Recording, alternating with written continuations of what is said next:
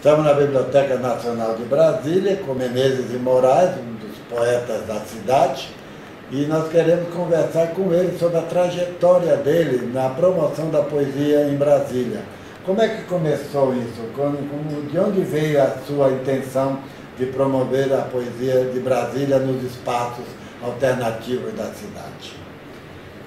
Poeta Antônio Miranda, a poesia, o primeiro contato que eu tive com a poesia, que eu me lembro, eu tinha 8, 9 anos de idade, lá em Altos, no Piauí. Em 1975 eu saí do Piauí para estudar jornalismo no Rio de Janeiro, em 1980 vim para Brasília para ficar um mês de férias e estou há 31 anos. E eu trouxe comigo, que Deus me deu, a poesia do Piauí para cá. E criei em 1990 um movimento, eu era presidente do Sindicato dos Escritores do Distrito Federal. Criei um movimento chamado Coletivo de Poetas, com uma filosofia, levar a poesia para todos, indistintamente, independente de classe, raça, credo, desde que os poetas tenham liberdade de recitar seus poemas. Essa é a filosofia do Coletivo de Poetas, que tem 21 anos e já publicamos 6 coletâneas. De onde é que vocês se apresentavam, para ficar bem claro, o espaço que vocês ocupavam com esta poesia em Brasília? O coletivo ele faz recital onde é convidado. A gente tem feito muito mais em bares, bibliotecas, estação rodoviária do plano e de cidades satélites. É onde a gente é convidado. Quem eram as pessoas que o acompanhavam? Quem eram essas figuras que se somaram nesse projeto?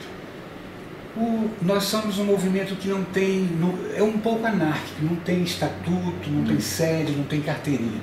É um estado poético permanente. Posso citar entre outros. Claro, que eram mais constantes. Pires, Newton Maciel, Salomão Souza, Nicolas Bé e outros.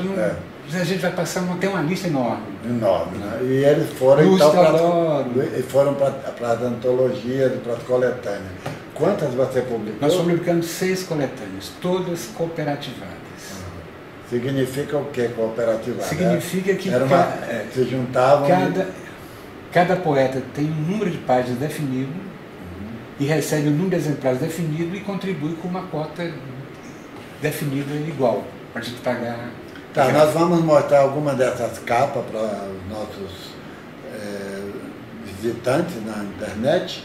E eu gostaria agora que você me falasse exatamente um pouco dos conteúdos, como é que vocês faziam essas antologias, como era o processo, era você mesmo que fazia a edição, ia para a gráfica, como era isso?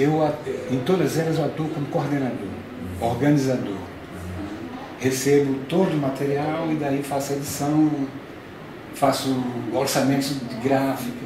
Perfeito. E não houve também possibilidade de apoio de entidades, de governo, para melhorar e baratear os custos desses livros, não? Olha, embora seja o Estado, o dinheiro que usa para a cultura é resultado do nosso imposto, que nós pagamos, o Coletivo de Poetas nunca bateu na porta do Estado. Foi sempre financiou as suas edições. Isso foi uma decisão mesmo de uma decisão do grupo. Eu acho. Teve até gente que foi contra, mas foi vencido pela maioria dos outros. O último dos números foi este? O último chama-se Fincapé. Foi lançado em? Foi lançado agora... Foi 2011. Eu estou muito contente que eu estou nele, você sabe. Eu fui um dos que aderiu a essa ideia e tudo mais. E você atualmente estava exatamente produzindo um poemário da 2ª Bienal Internacional de Poesia, que lamentavelmente, por razões que não cabe explicar aqui, foi desativado. Provavelmente a gente vai encontrar uma solução, né, para esse material que você desenvolveu. Em poucas palavras, o que você fez com esse poemário? Como é que foi constituído esse material do poemário? Olha, o material do poemário foi constituído com amor só e lágrimas. Lágrimas agora pelo resultado negativo. Porque tem gente que acredita que cultura não dá voto. E é um material tão rico pelos poetas que tem lá, os poetas do Brasil, os poetas estrangeiros. E está organizado. Eu espero que o poeta Antônio Miranda... Vamos ver se a gente resolve isso, mas estavam poetas de muitos países, poetas de Cuba, o Verdécia, poetas no México, como Ángel Leiva, você tinha grandes poetas da Espanha, como Pablo del Barco, Eduardo Garcia, o maior de todos, que é o Garcia Monteiro, né? Resultado, poetas de Venezuela, como Juan Carlos Sardelha, de Portugal, como Serguilha, como Fernando Aguiar, enfim, era realmente uma pleia de poetas, além dos brasileiros. Ledo Ivo, Rui Espinheira Filho, uma quantidade enorme. Ferreira Goulart, que era o homenageado da obra. Enfim, realmente é um material valioso, precioso, que nós deveríamos de encontrar uma forma de sair desse material. Mas eu queria, concluindo, que você me falasse de um romance que você acaba de publicar. Me perdoem aqui, ó. A Íris do Olho da Noite. Como é que cabe um romance numa página de poesia? Eu queria que Menezes de Moraes nos explicasse a razão disso. É que, curiosamente, dentro desse romance tem um livro de poesias. Tem uma personagem, que é a personagem principal, que ela vai lendo poesia. A proporção que ela vai lendo, os poemas aparecem no romance. Então é um livro chamado de poesia, é o livro do Sereno e Outros Poemas, que são mais ou menos quase 50 poemas. Agora, eu não sei como eu escrevi esses poemas, porque o meu método de escrever poesia, eu nunca sei quando eu vou escrever um poema. Claro, e dessa parte a poesia me procura. Muito poucos poetas são tão programados, né? Eles vão num processo de criação permanente, né?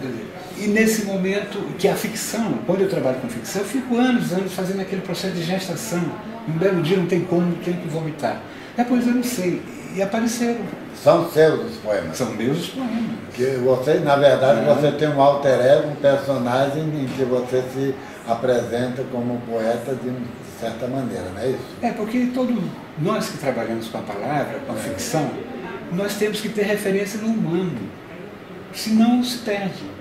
Daí os alter egos, daí amigos que nem sabem, que inspiram o ficcionista, que estão lá com suas características positivas. Como surgiu a ideia, a concepção desse formato de livro?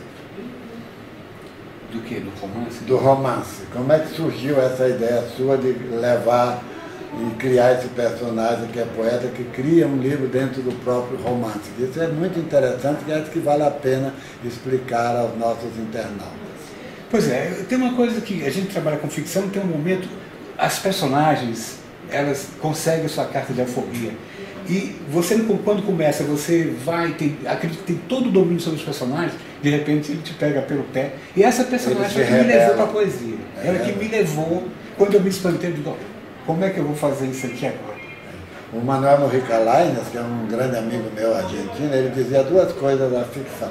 Uma, que os personagens acabam se impondo ao autor, e segundo, que querendo ou não, um autor, através de diversos personagens, mostra a sua múltipla personalidade. Né? É difícil dissociar um personagem do próprio criador. Né? É porque nós trabalhamos com a condição humana, o barro humano, não tem para onde fugir. Do contrário, você corre o risco de fazer um trabalho que não tem cheiro de humanidade. Uma última pergunta é a seguinte: você é um poeta que passa boa parte do seu tempo dedicado à promoção de outros poetas. Né? É uma tarefa tremenda, né? Eu digo porque eu faço a mesma coisa com um portal de poesia ibero-americano. Como é esse caminho? Quando ele não tem um apoio econômico específico, e talvez essa seja uma das vantagens, um dos méritos do seu trabalho. Como é que você vê a perspectiva de um trabalho dessa natureza nas condições em que nós vivemos? Tudo em nome da poesia. E isso não quer dizer que a poesia pode tudo. Nós somos regidos por um código de ética. Né? Então, eu acredito que qualquer esforço que se faça em nome da poesia vale a pena. Porque para nós outros poetas, a poesia é o pão da vida. E você faz isso nessa crença de que vale a pena trabalhar pela poesia. Eu queria então agradecer a Menezes de Moraes, um poeta nascido no Piauí, residente em Brasília, uma das figuras importantes do cenário da poesia em Brasília e, logicamente, do país. e foi o nosso colaborador na montagem da segunda Bienal Internacional de Poesia, que por motivos que não cabe explicar aqui foi suspensa, mas nós haveremos de continuar juntos nessa luta. Amém. Muito obrigado. Certo.